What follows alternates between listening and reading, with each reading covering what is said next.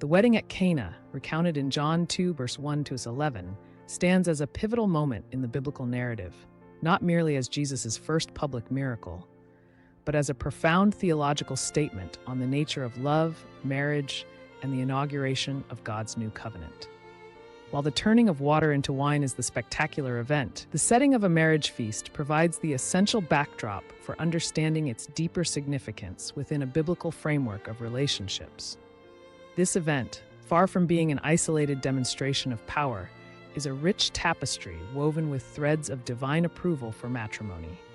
To comprehend the biblical understanding of love and marriage as illuminated by Cana, one must first recognize marriage's foundational status in Scripture.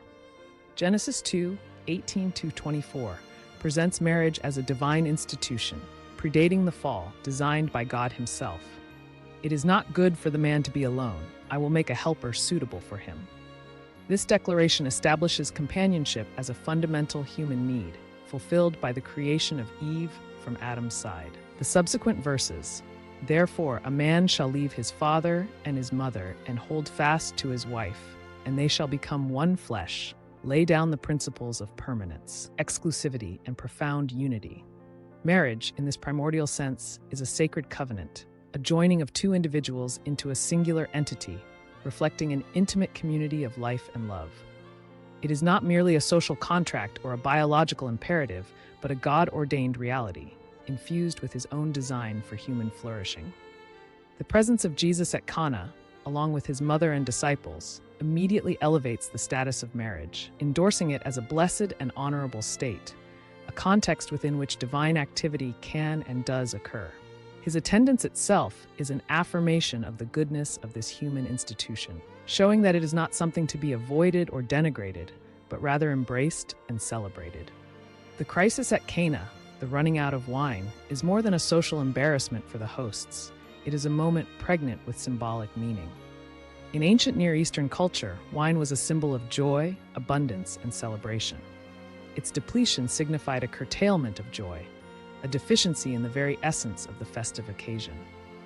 This lack of wine can be interpreted allegorically as representing the limitations and ultimate insufficiency of the old order, the old covenant, to bring complete joy and fulfillment. The law, while good and necessary, could not fully satisfy the deep human longing for ultimate peace and perfect relationship. It provided structure and guidance, but it lacked the transformative power to infuse life with unending celebration. Into this scenario of scarcity and potential shame, Jesus steps in. Mary's gentle intercession, "They have no wine," is often seen as a model of maternal concern and a catalyst for divine action. Her simple statement highlights a human need, a practical problem, and places it before Jesus. While Jesus' initial response, "Woman, what does this have to do with me? My hour has not yet come," might seem abrupt, it subtly hints at the profound spiritual implications of His impending miracle. His hour refers to the culmination of His earthly ministry, His passion, death, and resurrection, which would usher in the full abundance of the new covenant. Yet Mary's quiet instruction to the servants, "Do whatever he tells you," speaks volumes about her unwavering faith and her understanding that Jesus, despite his cryptic response, would act. This interaction between Mary and Jesus underscores the truth that even in the midst of human limitations and needs, divine grace is accessible, often through faith-filled petition and humble obedience. The transformation of water into wine, and not just any wine, but the best wine, is the heart of the miracle. The 6 stone jars, typically used for ceremonial purification, symbolize the old ritualistic practices and the Mosaic law. These jars, filled with water for washing, represent the external attempts at cleanliness and righteousness under the Old Covenant. Jesus' command to fill them with water and then draw out wine signifies a profound shift. He does not abolish the old, but transforms it, elevating it to a new, superior reality. The new wine is a powerful metaphor for the new covenant established through Jesus Christ, a covenant characterized by grace, abundance, and an inner transformation rather than mere external observance. This new wine surpasses the old in quality, signifying that the new covenant relationship with God, made possible through Jesus, offers a depth of joy and fulfillment far greater than what was previously available. In the context of marriage, this miracle speaks volumes about God's desire for overflowing joy and abundant blessing within marital unions. The old wine, representing human effort and limited resources, eventually runs out. Marriage, like life itself, will encounter challenges, moments of dryness, and periods where human love and strength feel insufficient. This is where the new wine of divine grace becomes indispensable.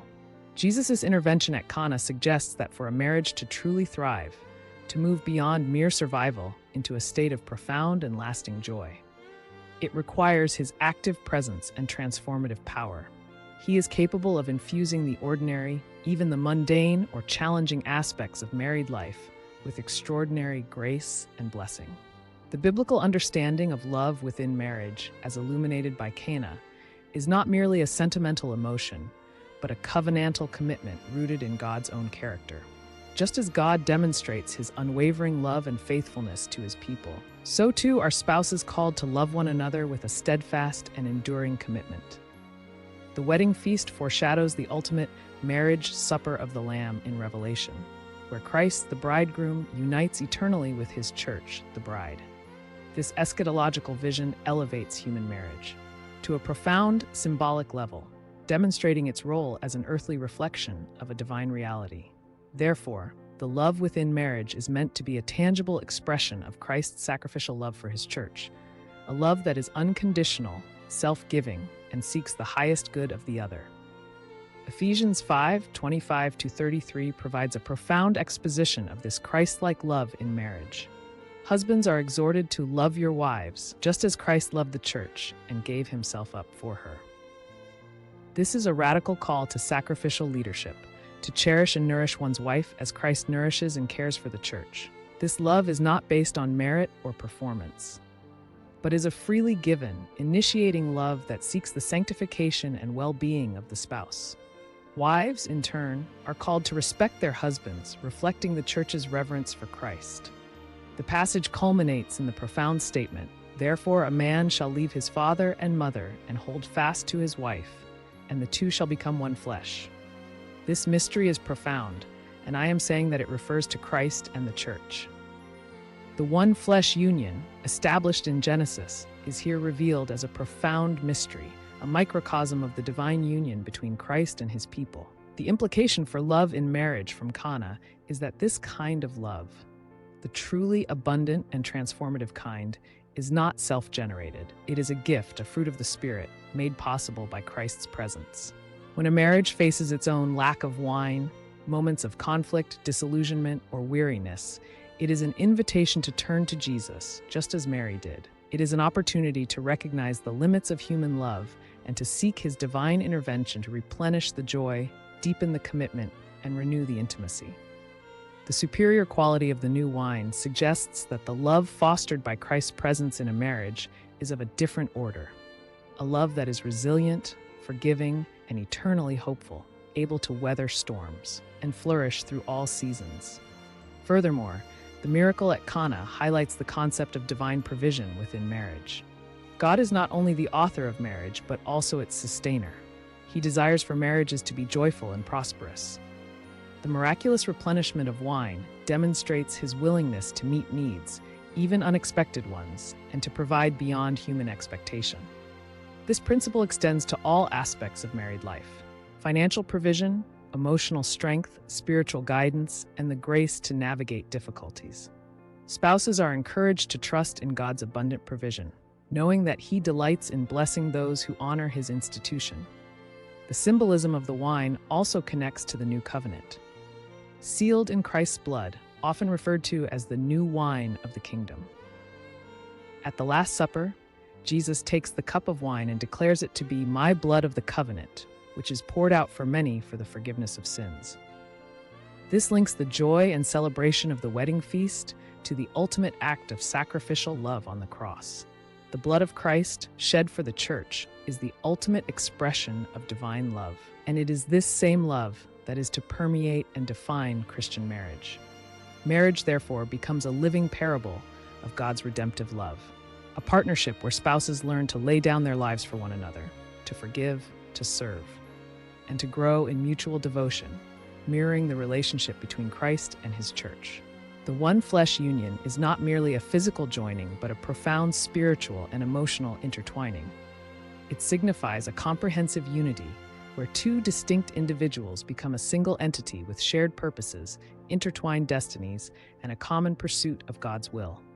This unity requires intentional effort, open communication, humble service, and a willingness to prioritize the other's needs above one's own. The challenges that arise in marriage, the disagreements, the moments of frustration, are precisely the opportunities for spouses to practice the self-sacrificial love exemplified by Christ at Cana and ultimately on the cross.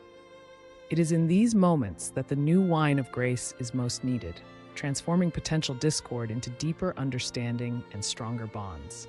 Consider the role of mutual submission within marriage as outlined in Ephesians 5 verse 21, submitting to one another out of reverence for Christ. This is not a hierarchical dominance, but a reciprocal posture of humility and service. In the context of Cana, Mary's submission to Jesus, do whatever he tells you, and the servant's obedience illustrate the principle that genuine love within a relationship involves a willingness to yield, to trust, and to act in accordance with a higher wisdom. For spouses, this means seeking to understand, to listen, and to defer to one another's strengths and perspectives, always with the ultimate goal of honoring Christ. The joy experienced at the wedding feast, restored and magnified by Jesus' miracle, points to the inherent joyous nature of marriage when it is lived in accordance with God's design. While marriage is certainly a journey of sanctification, filled with challenges and growth, it is also intended to be a source of profound joy, companionship, and mutual delight. The wine at Cana, being the best wine, signifies that God desires the highest quality of joy and satisfaction for married couples. This joy is not a superficial happiness, but a deep, abiding contentment that comes from a covenantal relationship rooted in divine love and empowered by divine grace. Moreover, the presence of disciples at Cana, witnessing this first sign, is significant. The miracle served to reveal his glory, and his disciples believed in him, John 2:11. This suggests that Christian marriage, lived out in faithfulness and love, can itself be a testament to the glory of God and a powerful witness to the world. A marriage that is sustained by Christ's presence, characterized by sacrificial love, forgiveness, and enduring commitment, becomes a living demonstration of the transforming power of the gospel. It shows the world what divine love looks like when it is embodied in human relationships, drawing others to believe in the one who can turn the ordinary into the extraordinary and scarcity into superabundance. In conclusion, the wedding at Cana is far more than a charming anecdote of Jesus' first miracle. It is a foundational narrative that illuminates the biblical understanding of love and marriage in profound ways. It affirms marriage as a divine institution, predating and transcending human convention. It portrays marriage as a covenantal union, reflecting the enduring faithfulness of God's love for his people. It reveals that human love, in its natural state, has limitations, but that divine intervention, through the person of Jesus Christ, can transform and elevate it, infusing it with supernatural joy, abundance, and resilience. The new wine symbolizes the superior quality of the new covenant, offering grace and transformation where once there was insufficiency. Ultimately, Cana teaches us that when Jesus is invited into and becomes the central focus of a marriage, he not only averts crisis, but provides an overflowing, superior kind of love and joy, making the marital union a powerful reflection of his own sacrificial love for his church and a foretaste of the eternal marriage supper of the Lamb. It is a compelling invitation for all married couples and those contemplating marriage to continually draw upon the limitless wellspring of divine grace, ensuring that their cup of love and joy never runs dry.